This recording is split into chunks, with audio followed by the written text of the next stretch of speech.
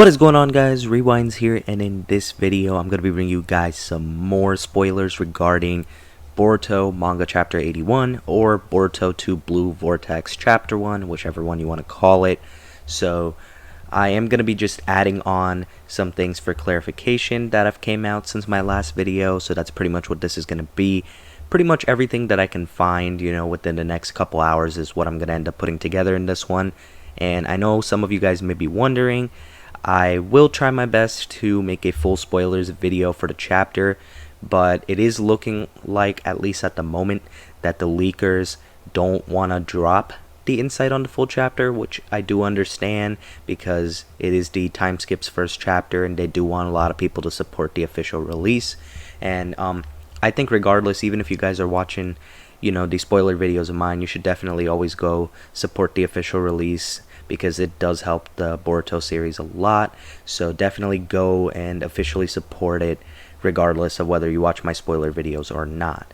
But the chapter will be coming out on the 20th, and we do have a little bit more details over here. And if I do, by the way, make a full spoilers video, which I do plan on doing, I will drop it in hopefully the next 2 days or so, maybe even the next day. It just depends when we start getting more context. But a little bit stuff from Abdul Zoldyck over here is that he's saying initial thoughts from the leaks. He said amazing chapter. He likes how they're already immediately in another fight war situation, and this ends up allowing the anime's part 2 to expand and insert a lot of storylines in between to provide greater substance. And this is something I talked about in my last spoiler video too. I do think it could be really great for the anime to have the room to expand, but I really hope that Kishimoto and Ikimoto are pretty involved with the anime if we go about the anime handling a lot of the storylines, because sometimes there can be some iffy execution, other times it could be really good. I have no doubts that they can do well on the end of putting together some nice flashback scenes along with some music to have some nice moments, but I just hope everything is written well. That's what I'm a little more concerned about, and hopefully everything's animated well as well. He also said Ikimoto snapped on the designs. The rest of this is just his opinion, so we don't necessarily need to go over it, but there is, he says, Sarada's top 10 coldest moments. These are some lines that are discussed. Shikamaru says, "This has nothing to do with Sasuke. This is about how you, as a shinobi of Konoha, conduct yourself." So this implies that she's been not, behaving the same as what she was initially when Naruto's Hokage.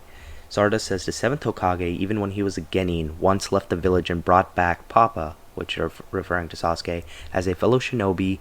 He had also committed a great crime by leaving the village, but then he became the Hokage. So this is a valid argument by her. And Sarada also says, "My role model is the 7th Hokage, not you." So damn, Shikamaru's out here getting flamed. This was something that was loosely translated in my last video, but this is the direct translation of it. So that covers that.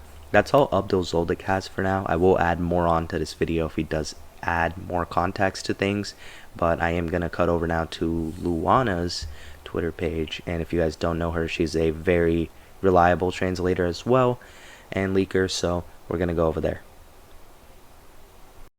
Alright, I've made the cut over to Luana now. So over here I did show this page already in my last video. It's pretty much the page that ends the chapter, so we're not really going to go over that again exactly, but let me move on over here. So this confirms that Sasuke's appearance is only in one small panel flashback, and she does specify what it is. So right here, let's go up. Here is something regarding the Sumire page. It says, "Most of the people, they change because of the almighty power. There's no way to identify it. And in fact, from everyone's point of view," and then that's where that leaves off. So, that's leading up to the next point with Ida, I'm sure. So this one's focused a little bit, well, not a little bit. This one's focused on Himawari. And by the way, I do like her time skip design too. I think I liked everyone's time skip design aside from Inojin. He's the only one that I think could have been better. It's mainly the hair, in my opinion. But, okay. So she says, how can I say, I wish I could help Boruto. She says, if I say something like that, maybe Konoha's people will scold me, but and then Shikadai says what. So this kind of, gives her like a, you can tell she has like a little feeling that maybe Boruto isn't responsible for the whole mess. And then this confirms all the appearances of the characters in the chapter. We got Sarada, Konohamaru, Shikamaru, Naruto, Hinata, Kawaki, Sumire, Ida or Ada, Damon, a flashback picture to Boruto Part 1, Code, Himawari, Chocho, Inojin, Shikadai, some random Konoha dudes, Code's army, and Boruto. So we do have a lot of characters being showcased again. They definitely on purpose aren't showing Sasuke to have readers wonder, I feel like, if he's alive or dead. And I think he's going to be around. I think it would kind of suck to off him off screen and let the anime fill that in. If he does end up dying, I think it should be in the manga for sure. Maybe they could flash back to that too, of course, if that's what happened. But they're definitely doing this on purpose, not showing him right now. And this is what the flashback was, that panel right there.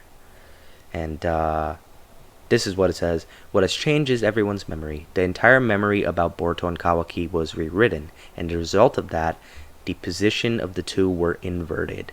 So it seems like in this time skip span at least that Sarada and Sumire have completely figured out what happened. So that makes sense at least. But I don't know if it would have taken this long. And then Luana says over here, don't worry about Sasuke, he is alive. And then someone asked for a source, and she just said LOL. So I think she's just assuming, to be honest, and hoping, because I know she's a big Sasuke fan. And then we got a little bit over here. There will be more, of course, and I will add that on to this. But for now, this is where I'm going to stop for the moment. It says, Boruto to Code. Boruto says, because of those disgusting thoughts you have, we see why girls keep avoiding you. That's a pretty big diss, especially with the whole Ida thing as well. So maybe Boruto figured out exactly what's been going on with that. So, interesting stuff. And I'm going to cut over to the next segment if there is any more to cover. If not, I'm just going to wrap up the video here in a second. So it seems like that's all we're going to have for now, but I will be making a video sometime within the next, I want to say 12 hours, maybe max of 24 or so, covering the full spoilers, so look forward to that. And if you are interested in reading the chapter early before the official release, I will likely have a quick little video on that as well, since we do have some fan translators now. And I'll let you guys know about that as well. But that's going to wrap up this one. If you guys did enjoy this video, be sure to hit the like button and subscribe to my channel if you guys are new. Hope you guys have a good day or night whenever you guys are watching this video. I'm Rewinds, and I'm out.